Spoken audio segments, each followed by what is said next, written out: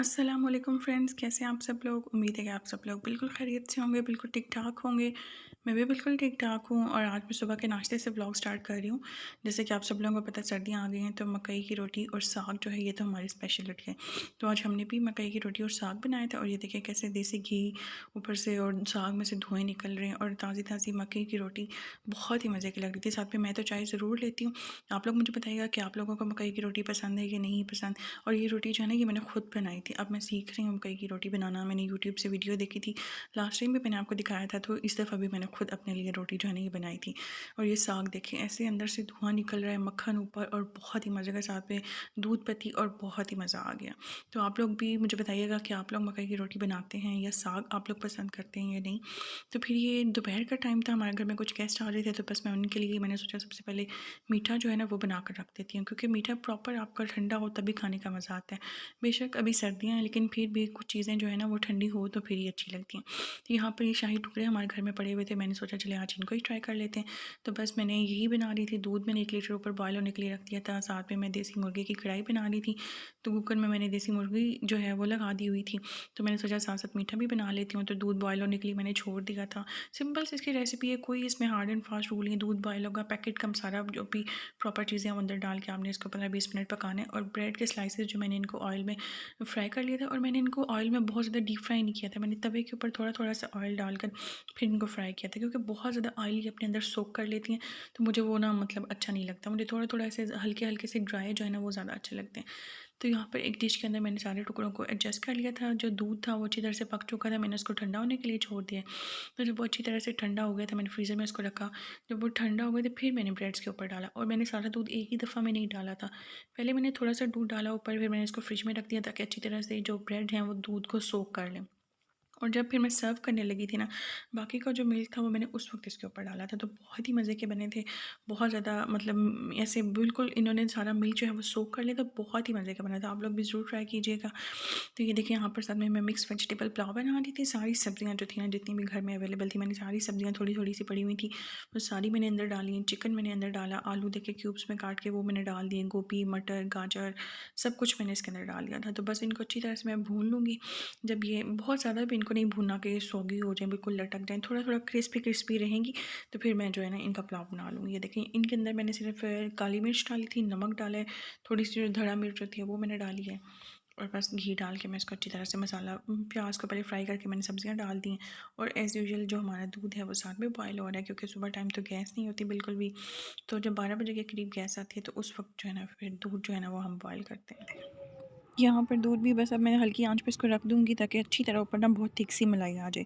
क्योंकि दूध हमारा घर का होता है, इसलिए हमारी ये कोशिश होती है कि हम इसको हल्की आंच पर कम से कम घंटा डेढ़ जो है ना वो पड़ा रहने दें, ताकि अच्छी तरह से बॉयल हो जाए और उसके ऊपर ना बड़ी अच्छी सी मलाई आ जाए। तो बस दूध हल्की आंच पे पड़ा हुआ है, सब्जियाँ मेरी सारी फ्राई हो चुकी थी। यहाँ पर चावल भी मैंने पहले से ही भिगो कर रख दिए हुए थे। चावल भी हमारे घर के होते हैं, इसीलिए मैं इतना ज़्यादा पुलाव बनाती हूँ, वरना बाहर के चावल तो आपको पता है कि अच्छे खासे महंगे हैं। और मतलब रोज़ रोज़ तो फिर बंदा नहीं बना सकता, क्योंकि अपना बजट भी देखना होता है। तो अल्लाह का शुक्र है लाख लाख बार कि चावल हमारे घर के होते हैं, दूध घर का होता है, गंदम घर की होती है, तो इसलिए मैं ना ज़्यादा चावल प्रेफ़र करती हूँ बनाना। तो बस यहाँ पर ये देखें चावल बिल्कुल तैयार हो गए हैं। यहाँ पर ये मैंने अभी दम खोला है, और माशाल्लाह माशाल्लाह से इतने मज़े के चावल बने थे, और बीच में गैस भी चली गई।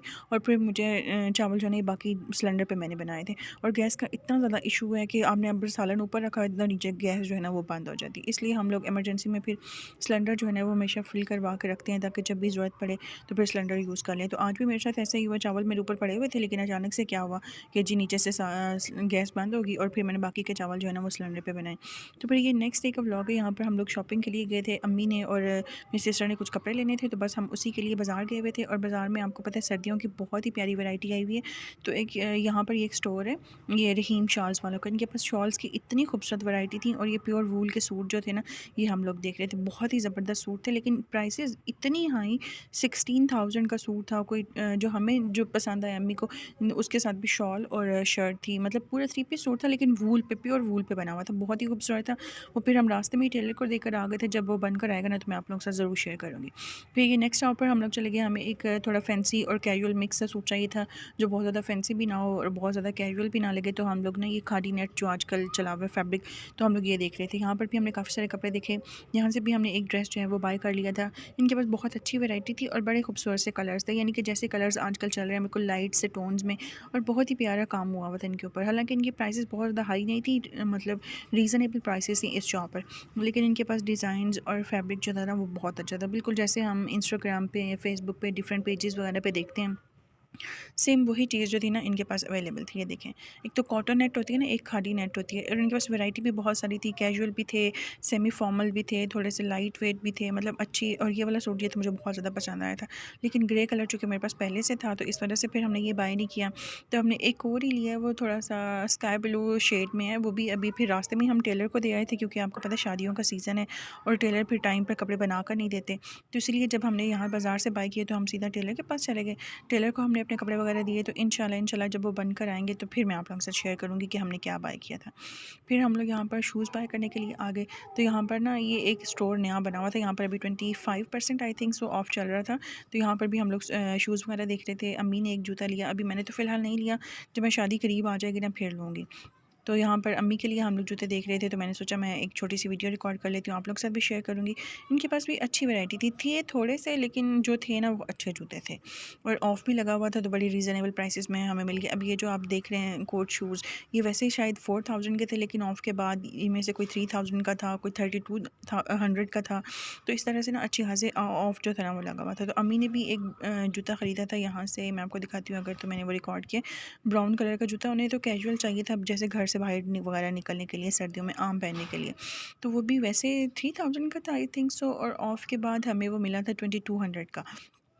तो बड़ी अच्छी इनके पास ऑफ़ लगी हुई थी। बस फिर हम लोगों ने यहाँ से जूते ख़रीदे, थोड़ी-सी और जो थोड़ा बहुत सामान वगैरह लेना था वो लिया, और फिर हम लोग घर आ गए। यहाँ पर हम लोग रिक्शे पे आज गए हुए थे। तो मैं देख रही थी यहाँ पर ना चौक में इतना रश लगा हुआ था, लोग आ रहे थे, जा रहे थे, हर कोई अपनी मर्ज़ी में धुन में मगन है, किसी को कोई फ़िक्र नहीं है, कोई परवाह नहीं है। तो मुझे ये बहुत अच्छा लगता है इस तरह का सीन। तो इसलिए मैं एक छोटी सी क्लिप रिकॉर्ड कर लिया। मैंने कहा आप लोगों को भी दिखाऊँगी, ज़िंदगी इतनी मसरूफ़ है, लोगों की इतनी जल्दबाज़ी मची हुई है। तो बस यही आज की छोटी सी वीडियो थी। उम्मीद है आपको अच्छी लगी होगी। अगर वीडियो अच्छी लगी तो चैनल को सब्सक्राइब कीजिएगा।